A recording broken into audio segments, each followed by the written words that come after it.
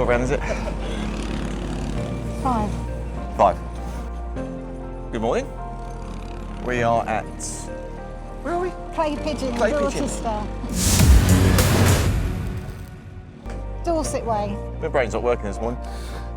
So yeah, Clay Pigeon, never been there before. It is round 5 of Super 1. Zach's on a new OTK chassis, so it's going to be interesting what happens there. So Kart have decided to trial OTKs. So there's 3 in the running.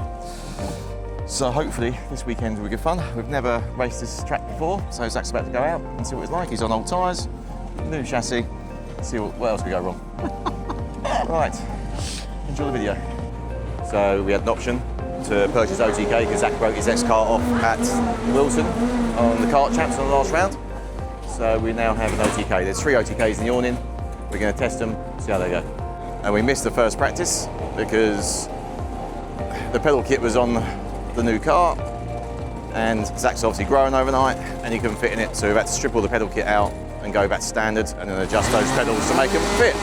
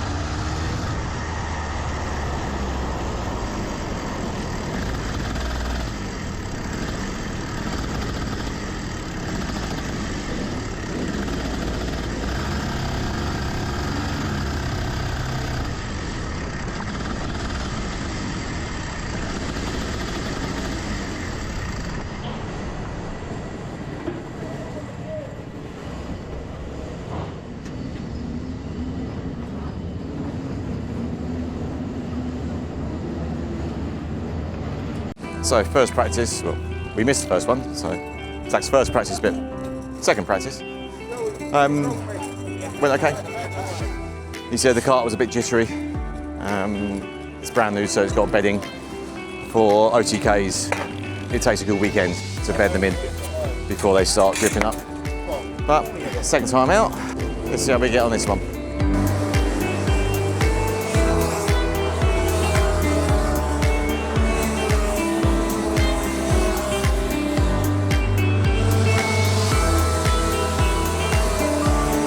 Andy's already said we missed the first session today. Zach's got a new kart, we've jumped to an OTK instead of an X-Kart. Just got into the kart before first session and he had a pedal kit on because he always needs it where he's sort of smaller than the average driver, and his knees were up on the steering wheel, so all of that had to be stripped out and redone. So we've done away with the pedal kit for now. First session out, which was actually the second session of the day, his foot kept slipping off the pedal. So we've gone out for a second time, adjusted the pedals for him, hopefully he's had a better run.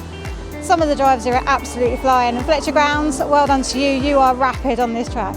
So Clay Pigeon is also the home track for Jake Cossey, kart number 69. We've spoken to his dad and he's having a few engine issues at the moment, so we're hoping he gets back on track because, say, this is his local track. Well, I'm hoping Zach has gone for a weigh-in, because being a new kart, it's going to weigh a completely different amount to what we're used to. So I've asked him to go in, just to give us an understanding of where we are on weight, whether we need to add more lead or whether we're about right.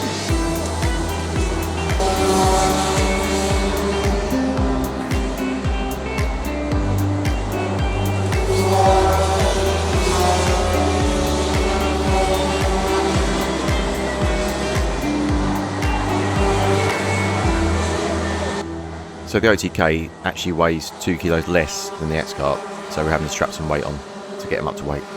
One thing we've learned when moving to a new chassis is to keep things simple at the start. When you're testing a new kart, leave it on the standard factory settings and get some laps under your belt first. If you start changing axle widths, ride heights, caster, camber and everything else straight away, it becomes very difficult to understand what the kart is actually doing. More importantly, it confuses the driver. Is the kart different because it's a new chassis, or is it different because you've changed the setup? You simply don't know. By starting on the standard settings, you create a baseline. The driver can learn the car, understand how it behaves and give meaningful feedback. Then once you've got the baseline, you can start making changes one at a time and see whether they're actually making the kart better or worse. Sometimes the best thing you can do in testing is not change anything at all. So we just need Zach to get used to the new OTK chassis. I don't think we've changed a great deal. We didn't take just to get used to the track and used to the kart. Although he's currently about 5 to 6 tenths off on the lap times. He needs to aim for about 34.8, 34.9. He's currently pulling at 35.4, so a bit of work to do.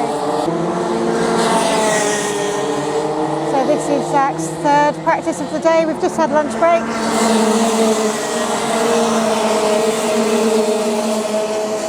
So we've got Jude at the front and Hartley, Noah, Claire, Kart 39, then Zach.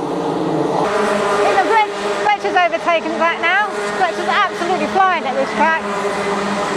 His engine is obviously a monster now. Yeah, Zach's been overtaken by both of the... has he? No, just by Fletcher. He's obviously going quite a bit slower. Hopefully Jake Cossey sorted his issues out and he's back on track. So when Zach weighed himself earlier, he was 3 kilos underweight. So we've put a 4 kilo block of lead back on. Hopefully he's going to go in and weigh again today, or weigh in now, and see how close he is. Just to let you know, guys, road jack tires are open now, but the floors are out.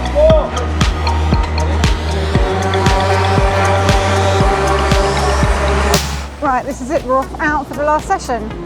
I didn't record the last session. I forgot the camera because they're actually ahead of schedule by about 10 minutes or more. So I missed the start, came out, so that was already on track. He had a really good round. He's definitely improved his lap time. He was a 35 point something, but he needs to get to a 34.8, sorry. He needs to get to a 48.8, 48.9, so he's bringing it down. Obviously still got more work to do, but he's getting used to the kart. He's just got to change his braking style because on an OTK, that is really different to an X-Kart. So we're out, last session of the day. Session 5 for Zach, for everyone else session 6.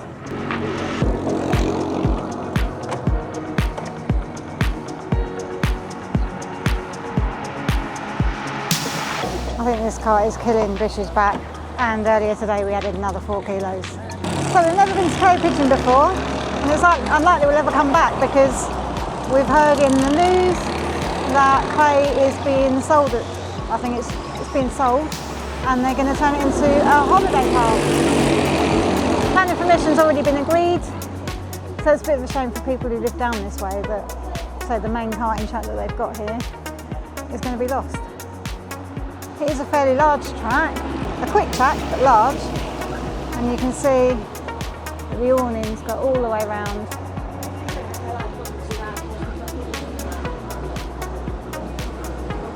And you've got caravan parking all at the back and all around the side.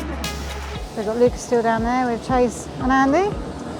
Right, camera's on. So, go faster this time. Say it. What are we going to do to go faster this time? Sort out the chicane and that hairpin. And what are you going to do to sort that out? That chicane I need to like lift and then back on all the way through. And then up there I need to hold the brake more and then go on throttle. Hold that brake, yeah? Yeah. Come, I want to see a 34.7 out, you know? Yeah.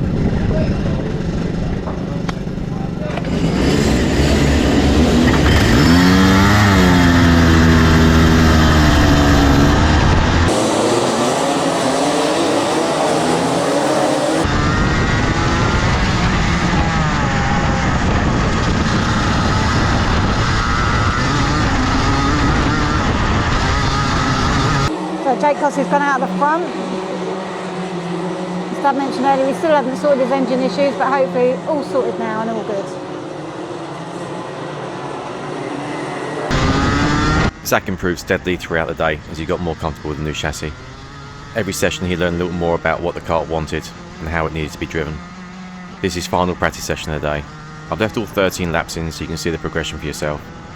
Watch how his confidence grows, how the laps become more consistent, and how he gradually starts finding more time. The target was specific lap time, and by the end of the session he got there. Sometimes testing isn't about making big setup changes, it's about giving the driver time to adapt, learn and build confidence. This session was a great example of exactly that.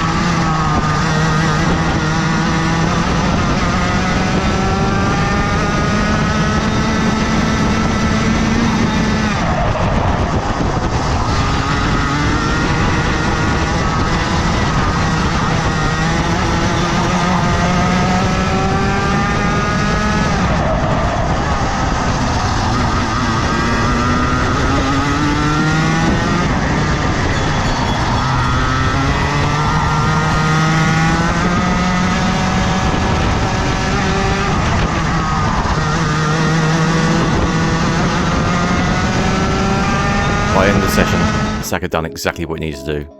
The target lap time for the day was a 34.9 and he managed a 34.881. What's even more impressive is that this was Clay Pigeon Raceway, a track he'd never driven before in a completely new chassis. So throughout the day, he was learning two things at once, the circuit and the car. Session by session, lap by lap, you can see the confidence building and the lap times coming down.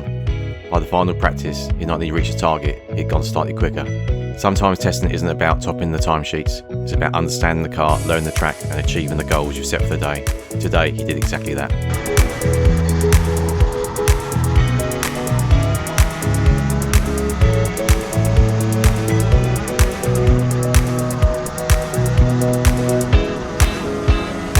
Testing couldn't have gone much better for us.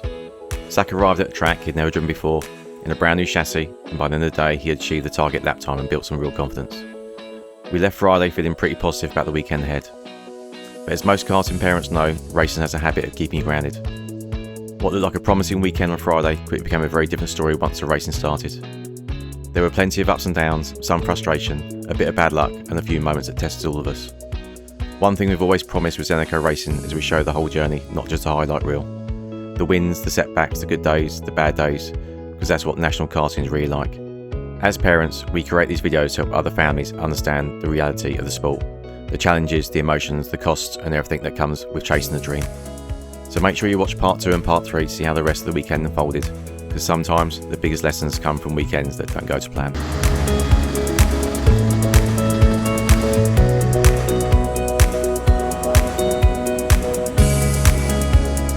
So joke that's strong out there, but it's as just said that they've had to hire an engine from Aurum. So they didn't sort their problems out, but obviously that's another way to fix it, especially on a race weekend. I mean, having engine issues is everyone's nightmare. But on practice day for a race weekend, you need to get it sorted, ready for the Saturday. So hopefully Zach had a good run. Hoping he's refining his lap times, shaving off a little bit more time. Right, looks like he's just gone through the weigh-in again. How'd you do on lap time, Zach? Shaved any more time off? 34.9. 34.9? Yes, you have. Brilliant. We said to aim for 34.8, 34.9. So that's it. Friday done. 5 practice sessions. It's given Zach a chance to learn the track. Let's say he's trying to learn a new track and learn a new kart. So he's done pretty well, especially to get down to the 34.9, which is exactly what we needed him to aim for. So we'll go in, tidy up, clean the kart down, and get ready for tomorrow.